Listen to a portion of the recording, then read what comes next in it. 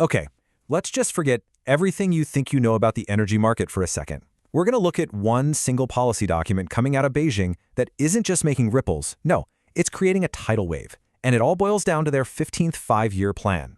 And you know, that is not an exaggeration. People in the know are calling this a true game changer. And here's why. It is completely rewriting the future for one absolutely critical resource, uranium. So how in the world is it doing that? So what makes this one plan so incredibly powerful? Well, it all comes down to one word: certainty. See, this isn't some vague wish list or a market forecast someone cooked up. No, this is a state-mandated construction schedule. It has the full, immense power of the government behind it. So let's look at the numbers here. I mean, just look at the sheer scale of this ambition. The plan literally mandates a near doubling of China's nuclear capacity. We're talking from 62 gigawatts to 110 in just 5 years. And to put that into perspective for you, they already have 55 gigawatts worth of new projects in the pipeline.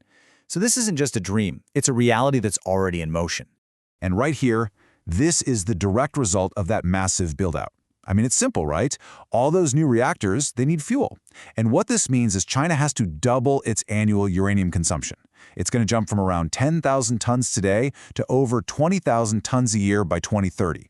This isn't a prediction. It's basic math. It's a guaranteed, state-mandated explosion in demand. But why? Why this massive, all-in push into nuclear right now? Well, the answer isn't just about meeting some general clean energy goals. It's about securing the power needed for the next great technological revolution, artificial intelligence. Okay, so to really get the connection here, we've got to talk about something called baseload power. Think of it this way. AI data centers are unbelievably power hungry, and they need a constant, 24/7, never flickers for a second energy source to function. Renewables like solar and wind, they're great, but they're intermittent.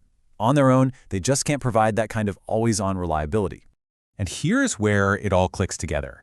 The AI plan and the nuclear plan, they aren't separate things. They're two sides of the exact same coin. The government's goal of 90% AI penetration, well, that creates the need for these power-hungry data centers. And that need is the entire reason for building a massive fleet of 24/7 nuclear reactors, you see?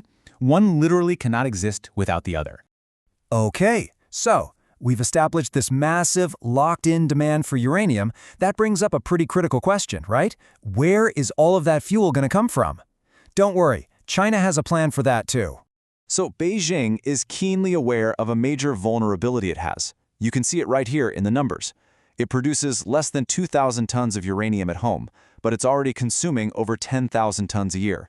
That huge gap means the country is almost entirely dependent on imports to fuel its nuclear ambitions.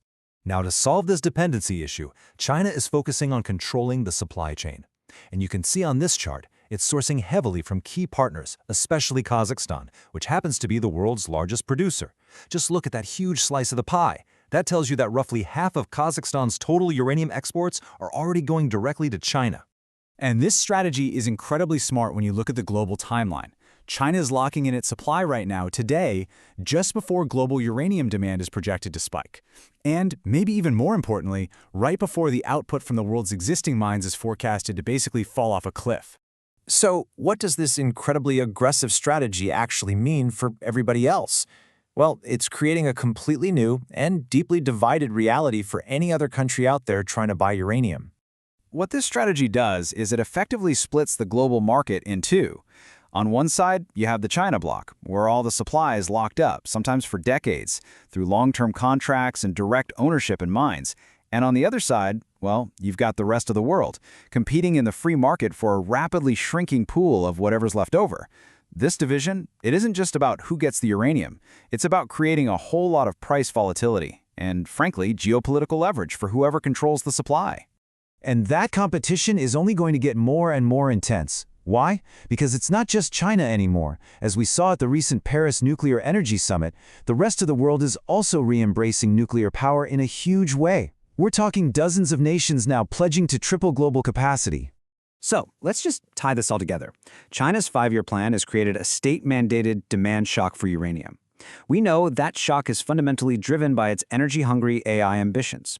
To meet that demand, it's strategically going out and securing global supply. And The result of all of this? A divided global market and a brand new reality for every other nation that's trying to pursue nuclear power. And all of this leaves us with a final and pretty provocative thought. As one nation systematically goes about securing the fuel for its own AI-powered future, it raises a fundamental question about energy security for everyone else in a world that is, once again, rapidly going nuclear.